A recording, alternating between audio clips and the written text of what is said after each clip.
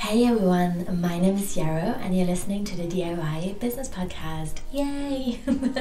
Thank you so much for your patience. I know it's been a little while since you last heard from me on this podcast, and that is because I moved to Scotland, I moved houses, I enjoyed summer, I had a lot to unpack, and now I'm back. I'm properly set up and I'm excited to bring you more episodes in this upcoming season and to kind of pick up the pace a little bit again after a little bit of a break. This episode honestly is one of my very favorites that I've ever done. I spoke to Eli Trier of Eli Trier Communities about, building community around your business. We spoke about reaching out to other people as an introvert, about creating working conditions that are really sustainable and that feel good. We also talked about overcoming social anxiety and the magic of creating community projects that go way deeper and that make space and time for connection and intimacy. We also talked about redefining our ideas of success and adulthood in air quotes, which, as you know, is one of my favorite things to talk about. And we spoke about rehumanizing business relationships and really thinking about how we can offer transparency and kindness and connection and make other people that we're working with feel seen and heard, which I think is so important and so powerful now that we're spending a good chunk of our lives on the internet, really. So yeah, I hope you'll enjoy this episode as much as I did. Let us know. I think we both would really love to hear from you. Let us know also if you have any questions at all, or if there's anything that you would like us to expand on in a possible future episode. A small announcement from me, which actually, now that I say it, isn't so small. I was sitting down this morning in my meditation corner when I really felt like I have found the sweet spot between one-on-one support and running my collective, teaching, design work, and tech support, and it feels so good. And I feel with every year that I'm able to be more myself in my business, explore my truth, and then also speak it, even if not everyone will like it, which is cool.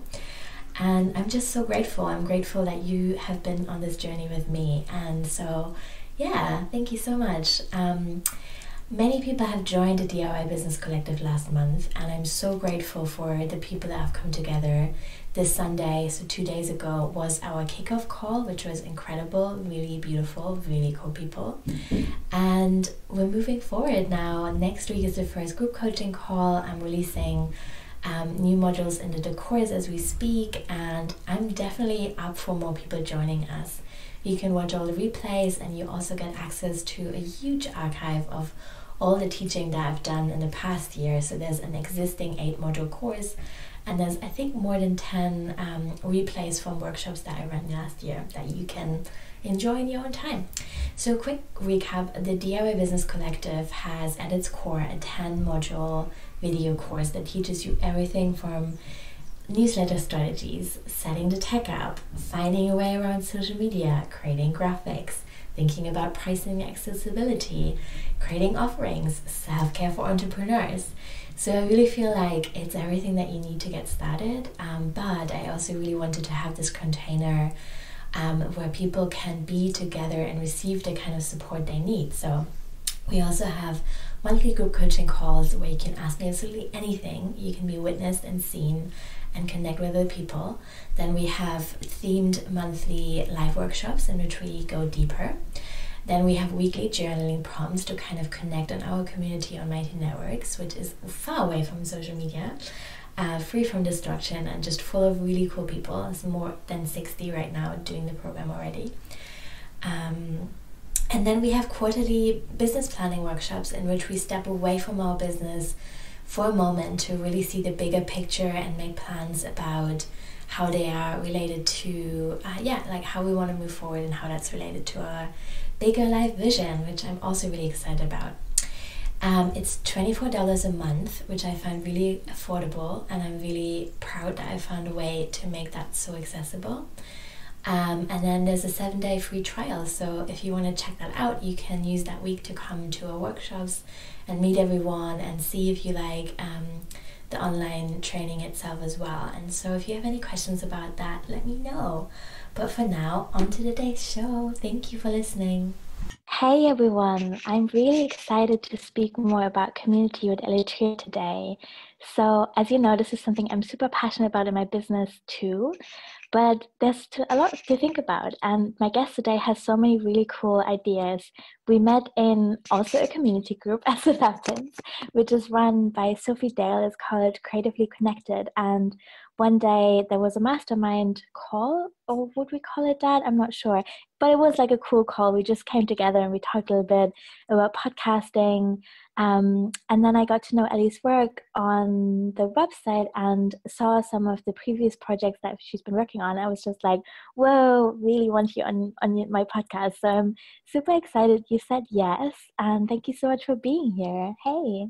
Oh, thank you so much for having me. It's a huge pleasure. So do you want to maybe begin by telling us where you are in the world right now, what nature is like around you? Yeah, so I'm in Copenhagen in Denmark. And it has been, we've just come off the end of a heat wave. So we've got my favorite weather in the world at the moment, which is kind of soft and grey and cool, very gentle, non-demanding weather. But there are flowers everywhere. Just outside my window here, they have a flood of pink Japanese anemones, which are beautiful and attract loads and loads of butterflies and things. So I have a little cloud of butterflies outside my window every day. That sounds so beautiful. There's like there's a lot of butterflies here at the moment too, and it sounds like I've read somewhere that has to do with the heat wave and the intense rain, and like lots of different things I think have come together this summer to really grow the butterfly population, which makes me super happy. So. Oh, it's amazing. When I walk down the lane to my house, because I live in the city, but I live in kind of just on the edge of a park, so it's very kind of rural. And when I walk down the lane to get to my house, there's buddleia down both sides, and it's just like walking through a cloud of butterflies. It's incredible. Wow, that's so cool. So we've already touched a little bit on what it is that you're doing, but maybe you can say a little bit more about, why are you doing this work? How did that come to be? What are you doing? I'm so excited to hear more. Okay, well, what I do, for anyone who doesn't know me, my specialty is running online community projects. So that means bringing together a bunch of people over the course of about a month, and diving deep on one particular topic, and having a discussion about it, basically. They're so good. They're just so good. I'm so happy I get to do this work. Every single project that I've worked on has been incredible. And we've covered topics like, we've got a project coming up which is about ageism and how women are supposed to become kind of invisible after the age of 50, and is run by a woman who runs a company called Rebel Crones Rising. Which is that just gives me goosebumps talking about it. Like the idea of rebel crones, like I want to be that when I grow up. I've got a feminist life coach who's running a project coming up in the autumn about untangling kind of feminine conditioning and the masks we have to wear as women to just be perceived as acceptable. I've had projects about the massive turning points in life and how they transform us. One's about the state of the online business world and anti-hustle culture and stuff like that. So they're all like really big, meaty topics. And people come together, and there are submissions, like content submissions, essays and things from people. And then everybody else can kind of discuss and share their own stories, and it brings people together in this wonderful kind of vulnerable way over what is on the internet a really, really long period of time. Like, we don't get to gather for with that level of depth on the internet. Usually it's like a weekend here or a week there, and everything whooshes past super quick. So these projects are a real opportunity to slow down and really kind of think stuff through, and yeah, so that's the kind of primary thing that I do in my business. And I also I've just started running a group program called Love is Greater Than Numbers, which is about helping introverts and highly sensitive people to get connected and start building, those all-important relationships that every business needs, and focusing on the quality of the relationships rather than masses of followers. Mm-hmm. And the second part of the question as to how I actually got started with this is, if you had told me like 20, 25 years ago that I would not only be doing this work, but absolutely loving it, I would have laughed in your face. I was, my background is in marketing. And until the age of about 24, 25, I had crippling social anxiety. Like, I couldn't speak to another human being. I couldn't look anybody in the eye. I have Asperger's as well, which doesn't help. But I tried working in a kind of normal career in my 20s and hopped from job to job. I always felt out of place. I could never find somewhere where I felt happy and that didn't hurt. Like, going to an office every day physically hurt. I couldn't bear it. So my solution was to jump to a different office and try that and see if that would work. But at the age of about 27, 28, I decided, okay, that is enough. I'm going to figure out how to, I don't know, make a business or just find a way to earn money that doesn't involve like going and to a place every day and being bombarded with stuff. Mm-hmm. And I read a fantastic book by a woman called Barbara Winter called Making a Living Without a Job. And I was so excited. This is the first that I kind of heard of like not having a job. It wasn't in my orbit before. And I was so excited by that book that I stayed up all night. I read it in one day. I stayed up all night, like making lists of all the things, all the skills that I had and all the ideas that I could do, and like all the different things that I could imagine people paying money for me, to me for. And that kind of blew my world wide open. So I went out. I just left my husband at the time and left my job. And I just moved to a brand new city as well. I moved to Bristol from the countryside. So it was one of those. I don't know if the like Saturn return means anything to you, but it was mega. Yes. Wow. Mega Saturn return thing. So I went to Bristol. I didn't have a business plan. I didn't even have a business idea. I was just like, there's got to be something. I've got all these skills. I've got all these talents. Someone's going to want to pay me money for them at some point. So the only thing that I could think of was to just go out to places where other people who had their own businesses were and talk to as many people as possible. I had luckily gotten over the worst of my social anxiety at that point.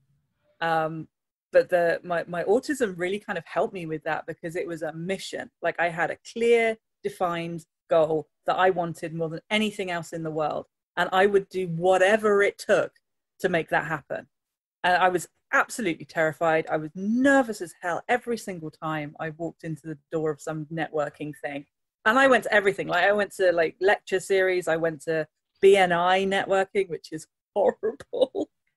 And everything in between, just anything I could find where the people that might want to work with me were. And after a couple of months, I ended up meeting a woman on Twitter, I think. Like, Twitter was the only thing that was around. I think it was before even Facebook was a thing. And I happened to get chatting to the woman who was writing the Financial Times Guide to Business Networking. And we got chatting and I told her what I was doing. And she was just like, wow, that's insane. Can I put you in the book? Which I thought was absolutely hilarious. Like, going from someone who couldn't talk to anybody to being in the Financial Times Guide to Business Networking is just bonkers. But she also introduced me to my first clients. And I ended up doing kind of admin, copywriting, a bit of marketing assistance, that kind of stuff. And that's how my kind of self-employed life got going. I did that for a few years. And then I went through what was at the time diagnosed as a period of depression, but I now know, since getting my autism diagnosis, that it was just an epic shutdown. And I basically went to bed for a month and didn't come out. Excuse me. And during that time, I started picking up kind of making artwork, and it's something that I'd done my whole life, but I really started focusing on it. I was just like, this is what feels good to me right now. And I also kind of got into the idea of gratitude as well. And I ended up doing a blog project where I made a painting and wrote a thank you letter to someone who had changed my life every week for a whole year. So it was 52 paintings, 52 thank you letters. And I actually sent them out to people as well. And over the course of the year, over the course of doing that, I started to get, like, people would see my paintings, my illustrations, and I'd started to get commissions, like, completely organically through doing that. And I shifted my business into doing like some illustration and a bit of creativity coaching, and realized that the people that I was working with doing the marketing stuff, 9 times out of 10, it would end up being coaching, because a lot of creatives struggle with marketing. So you have to kind of coach them to the point where they can actually do the stuff. So I was doing that.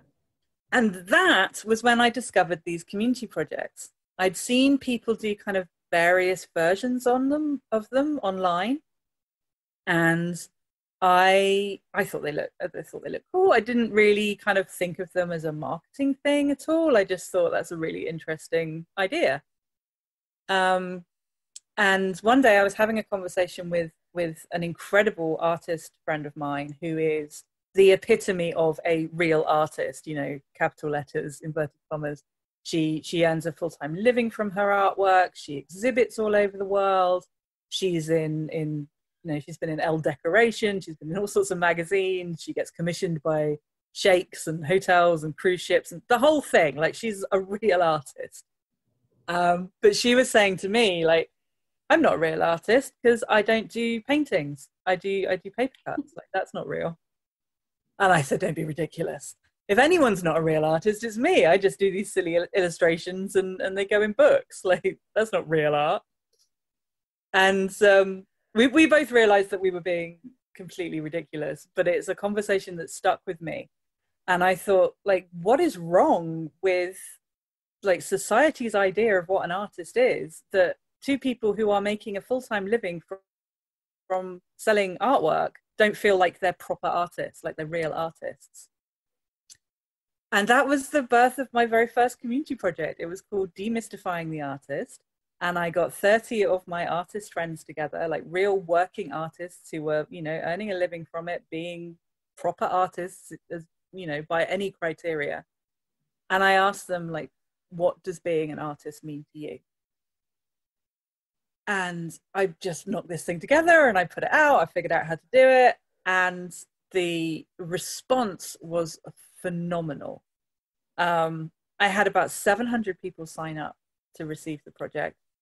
I had another 250, 300 people in the Facebook group, like, talking and commenting every day. It's the most engaged community I've ever seen. Like, I was blown away. And people were making friends, they were sharing their own resources, they were connecting in the group. And there were so many people going, oh my God, I thought I was the only one who felt like this. Like, thank you. And it was just the most incredible experience. And I got to the end of it and I was like, wow, that was pretty good. I wonder if it was just a fluke.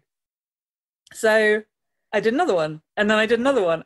And at this point, they kind of happened at the same time that my love for what I was doing was on the decline. So I realized that I didn't like being creative to somebody else's specifications. And I was getting really kind of tired and resentful of the clients that I was working with. Like, it just wasn't gelling for me at all. And I kept saying to anyone who would listen, all I want to do is community projects. Like, these are the best things ever. I just want to do that.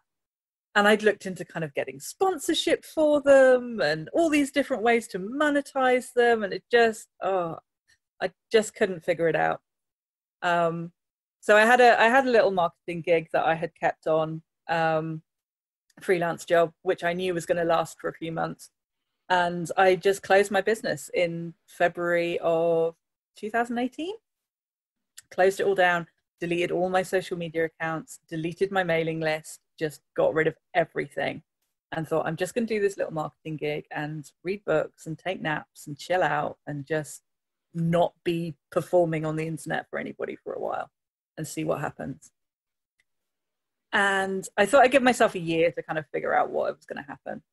But 6 months after I closed the business down in the August, it just hit me like a bolt of lightning. Like, oh, I could actually help other people to do these projects. Like, this is amazing. They get results. They're brilliant fun. They're perfect for introverts and sensitive people. And they're a great way to be visible without actually having to be out there yourself, kind of on a pedestal.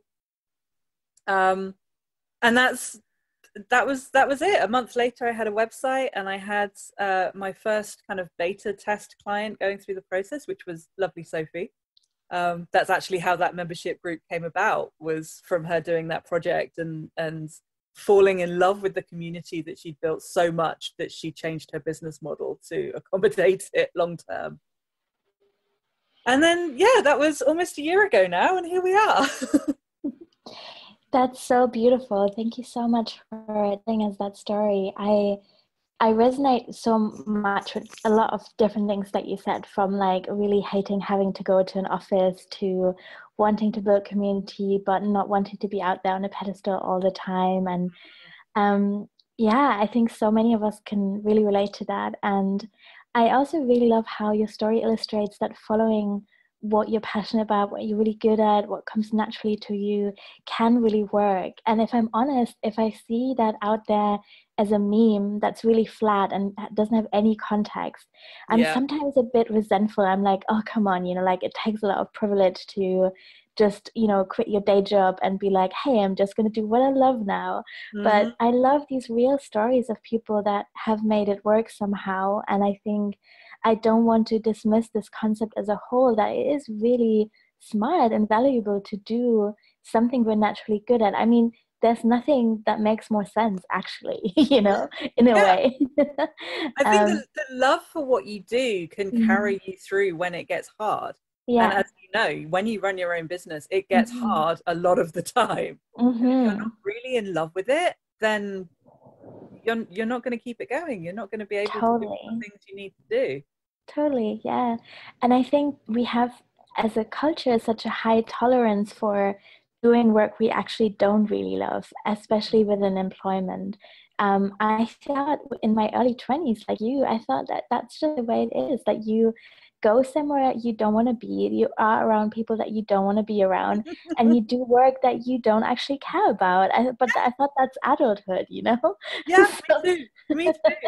And I thought, I knew people ran businesses, but I thought it was like this really complicated affair that involved getting a premises and a bank loan, and it was really formal and all the rest of it, which of course it was a lot of the time before we had this glorious internet to play with. Yeah, totally. Oh, wow. This is super cool. So I'm wondering, if people hear this and they are excited and I want to build more community around their business as well, what are the kind of first steps that you would encourage them to think about, or maybe tools to look at? I think the idea of building a community on the internet has got wildly skewed over the last few years. I think that when people think of a community, they think of having thousands and thousands of fans and followers.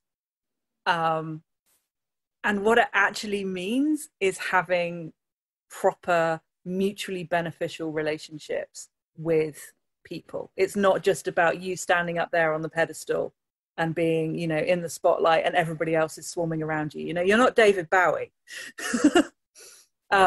If you want a really kind of good, sustainable business that lasts you over the long term, you need to concentrate on building your community from the inside out and concentrating on one person at a time and having good relationships with people. That really is what it's all about. Reaching out to individual people one at a time and taking exquisite care of each other in whatever way that transpires, and when you do that, growth naturally happens. But when you go for the big, massive audience and loads of fans and dealing with lots and lots of people, then you're going to end up frustrated. Like, you're either going to have to take shortcuts and it's going to feel really sleazy and icky and yuck, or it's just not going to happen for you and you're going to feel like a failure. It really is about building an audience one person at a time, building a community one person at a time, and being a decent human being about it. Mm-hmm.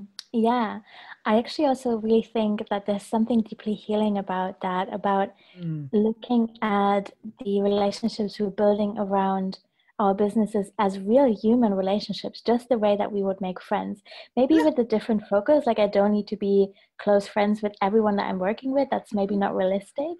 But it is still a human relationship, and I'm really excited about the rehumanizing aspect of trading with people in a transparent and fair way, of like looking someone in the eye and being like, these are the things that I love sharing about. Like, if you're excited about this too, you can be in my community, and maybe some of my work will resonate with you, and you will at some point maybe want to make an investment to, you know, work with me one-on-one or take a class or whatever.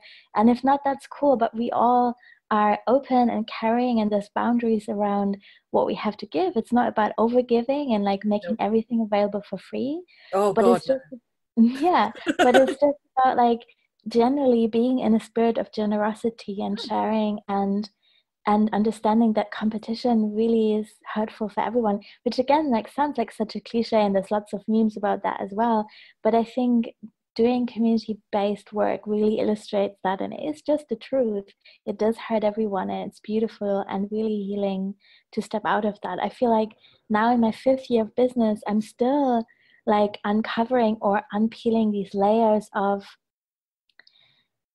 conditioning and hurtful things that I've experienced in my years of employment, what that has done to my understanding of myself, of my value in the world, of my talents and the things that I'm excited about, and my relationship to creativity. I feel like every year there's a new level of understanding, like, wow, that wasn't right. That's not, that's not what humans are meant to spend their time like in that kind of thing. So yeah, cool. Thank you. I'm also kind of, this could be about communities, but it could also be about something else. I would just love to know a little bit more about what has worked for you and what hasn't. So I think you've been really courageous in like starting over last year, and that's really beautiful. I think that's like a key skill, to know when to close something down and move on to something else. So yeah, maybe you can speak to that a little bit more. Yeah. I mean, I think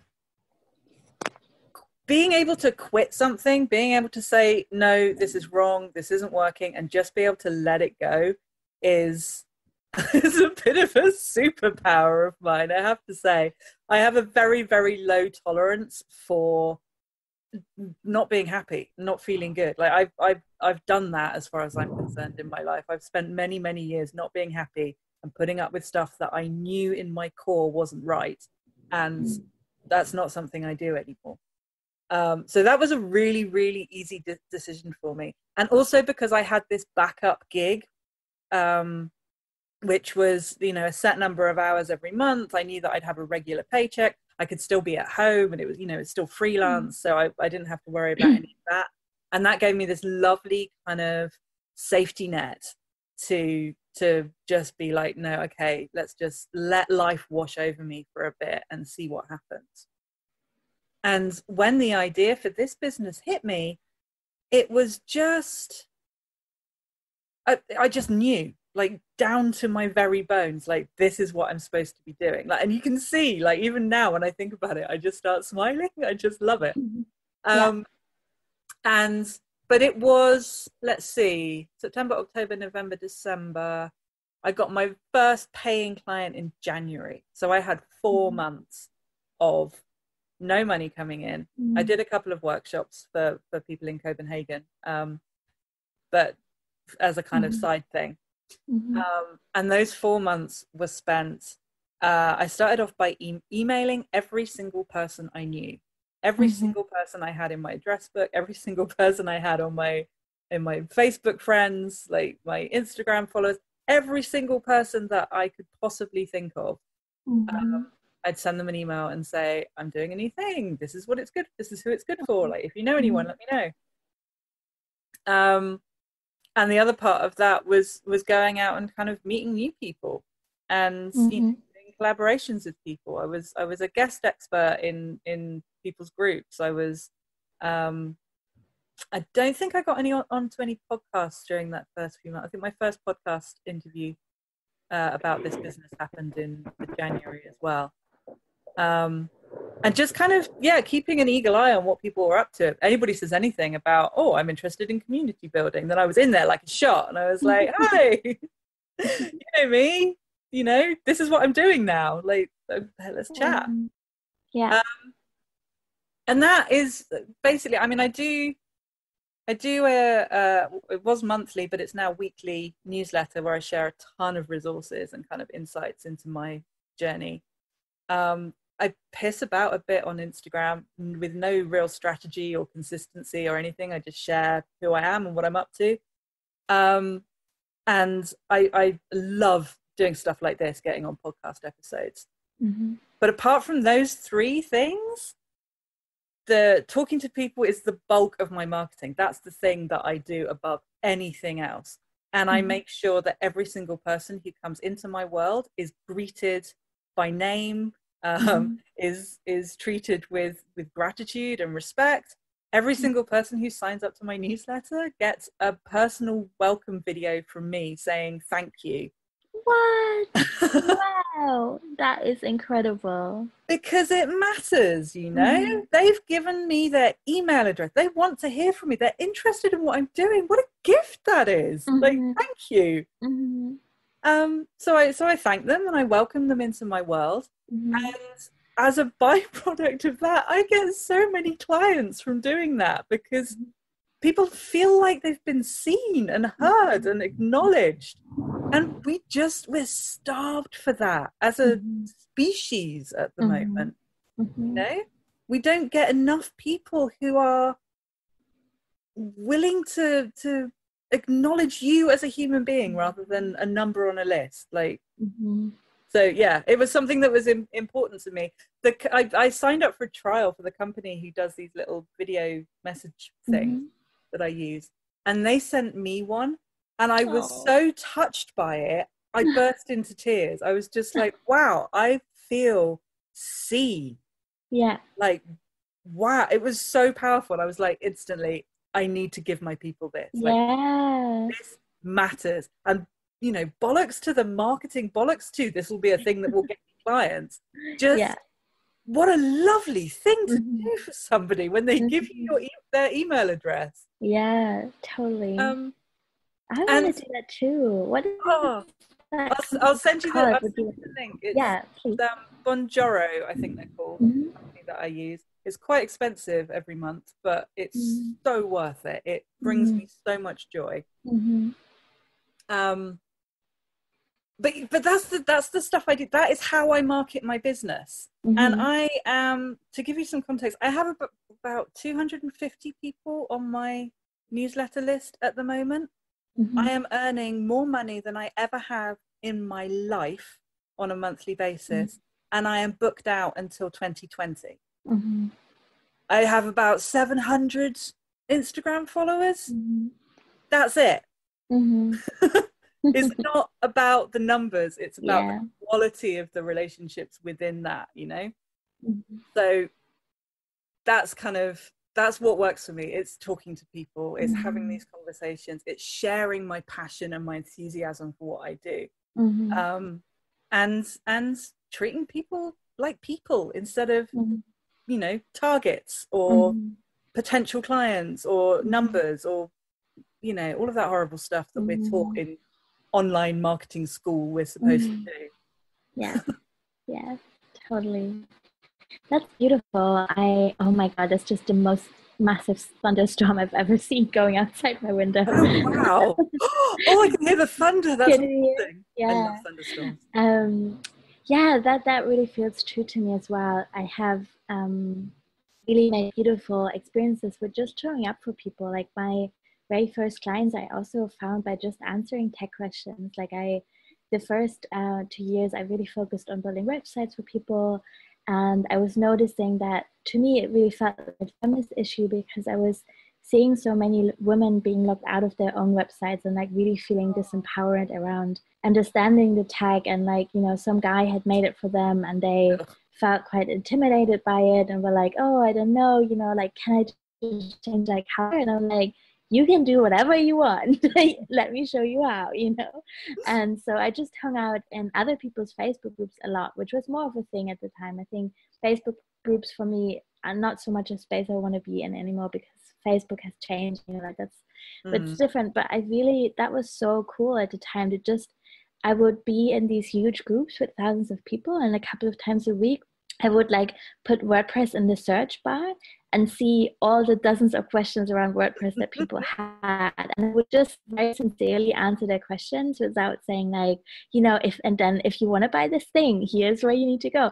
I was just like being helpful, and every now and then someone was like, cool, I get what you're trying to say to me, but can I just hire you to do that, because this seems a bit, you know, I don't know. I want to hire someone to do that. And so I totally agree. That's so beautiful, of just like caring for people and showing up and making them feel seen and cared for is so powerful. Yeah.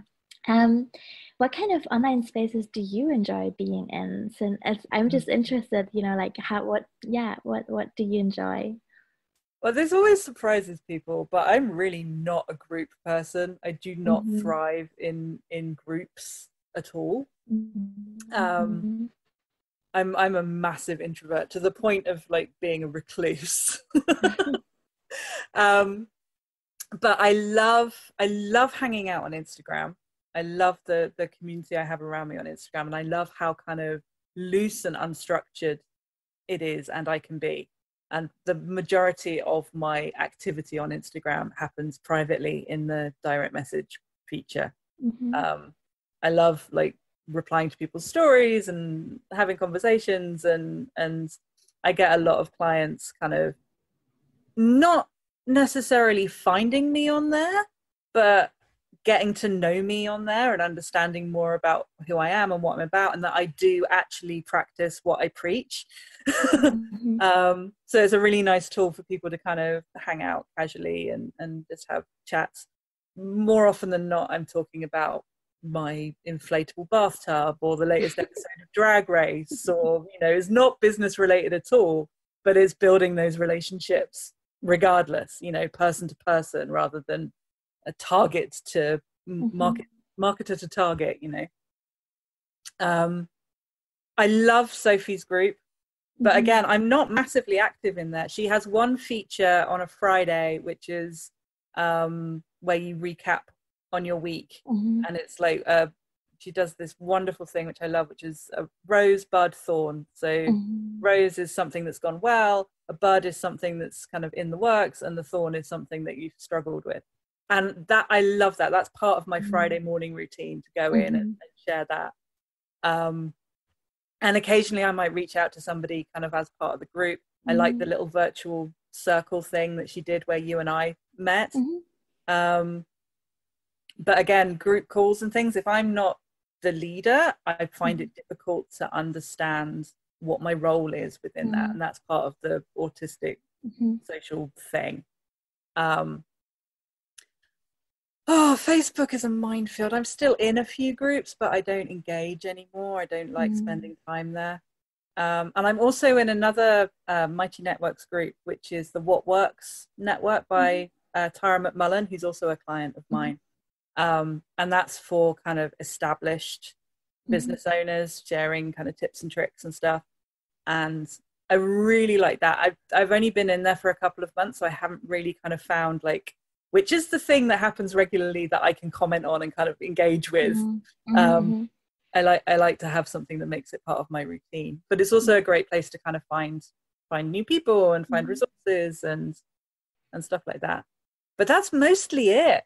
Other than that, I'm just, you know, talking to my newsletter peeps, or if I've got time, I'll be on Instagram. But yeah. That makes sense. That makes total sense. Yeah, I definitely want to learn more about your inflatable bathtub, because bathtubs are like I live for having a bath at the end of a long day, Mm-hmm. and it is so hard. I mean, because I have a dog, I work for myself, it's just a bit tricky. And I'm just staying with friends at the moment because I've just moved to Scotland. But if I stay here, I might not have a bathtub. So this is definitely something I need to look into. Yeah. Yeah, Yeah. they don't do bathtubs at all here. I think a few Mm, people have, maybe out in the country they're more so, but Copenhagen bathrooms are notorious for being like tiny. Um, that's king. all showers, and I have to be submerged in water regularly, or Yeah. I just go insane. So my lovely fiance Lars found this. I think it's a Dutch company called Hmm. Tubble, and they do. It's as big as a full size bathtub. It's Whoa. padded on the bottom. It Hmm. inflates in about a minute, maybe less.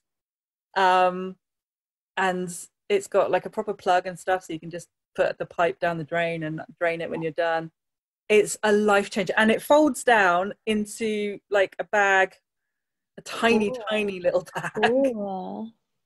And it has saved my life. I was just going crazy, and I was looking at like old Victorian copper tubs and some crappy Chinese inflatable tubs that were just like a inflatable bucket basically, or Hmm. kids paddling pools. Like, I need something to get underwater.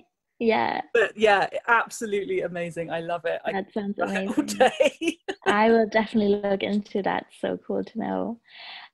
Before we go, I would love to hear what you're offering, and I'm very excited about your newsletter. Definitely going to get on that. So that's one thing we already know about, and I'll link to that. But what else are you offering, and where can people find you if they want to know more about you or your inflatable bathtub? um, I'm most often on Instagram. That's the only social media I'm on, and I'm Eli Trier Communities over on there. So if you want to come over and follow me and slide into my DMs to ask about my bathtub, you will be welcome with open arms. But my home base is my website, which is elitriercommunities.com. And that's where I talk about all my client projects. Sign up for the Sunday letters. They are really, really good. That's not just me blowing my own trumpet. Like everybody says, they're really, really good. I love doing them. I pour my heart and soul into them. You get a lot more kind of personal stories from me, tons of resources. Yeah, they're really, really nice place to hang out. Um, and in terms of work, I've got Love is Greater Than Numbers is coming back in mid-October. It's a 6-week program. Very, very small. Like there's under 10 people going through it at any one time. And I will give you a link to that because it's not easy to find on my website. So if you applications are kind of open, but I haven't done a big launch or anything for it yet. But you can still find the page and apply and all that kind of stuff. And that's lovely. I'm running the beta round at the moment. We're almost finished, and it's just the loveliest group of women that I just want to hug them all the time. And that's more about building a network, getting connected. Like if you're starting a new business, or if you're super introverted and this whole idea of outreach makes you want to cry, it's all super introvert friendly, and it's all about finding your kindred spirits basically. And then the community projects, if people are interested in running a community project with me, I am just about to open up bookings officially for 2020.